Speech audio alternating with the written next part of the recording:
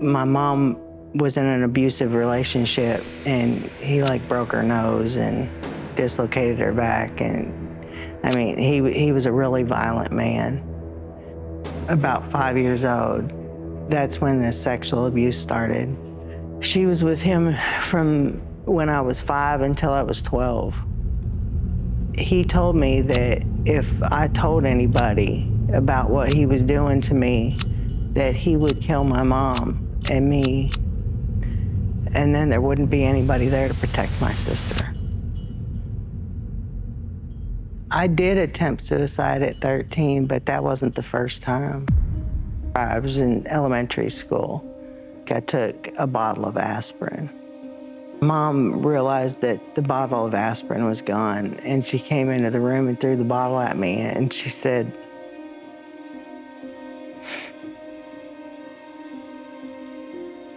if you really want to kill yourself, slit your arm up this way, because they won't be able to stop the bleeding. And then she slammed the door and left.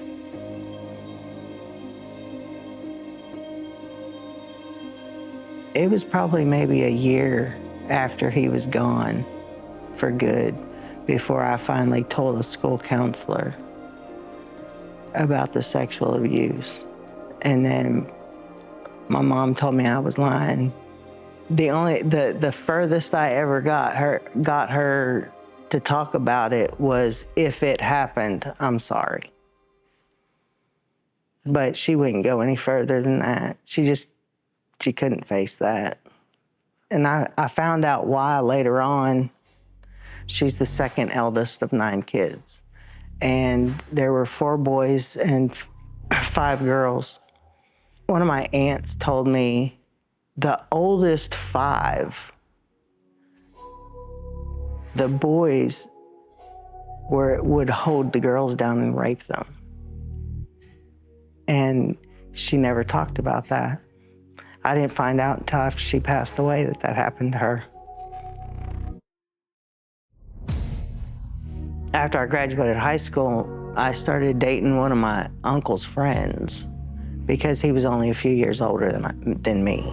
I ended up finding out on my birthday in February, the day that I turned 19 years old, that I was pregnant. And he said he would support whatever decision I made. But at the time, I felt like if I had that baby and ruined his life, he would end up hating me. And so I had an abortion. And the nurse asked me if I really wanted to do this. And I knew I didn't, but I shook my head yes. And then I went to sleep. And when I woke up, it was over. And then I had dreams. I had dreams of this baby crying for me. And I started doing meth to numb the pain. After my son was born, I ended up getting pregnant with my daughter. I had lost my job because I had to have back surgery, and I was disabled, and I just didn't see any more life for me. I had already planned out that I would wait until my daughter graduated high school and went to college, and that I was going to kill myself. When my youngest, by the time she graduated, I had already graduated to buying pain pills that had fentanyl in them. At that point, I would do any drug that I got my hands on because it was a means to an end. My daughter had posted something online that said adults are always saying that they'll die for their children. But what if I asked you to live? She had no idea what I had planned. I still wasn't at a point where I wanted to live yet,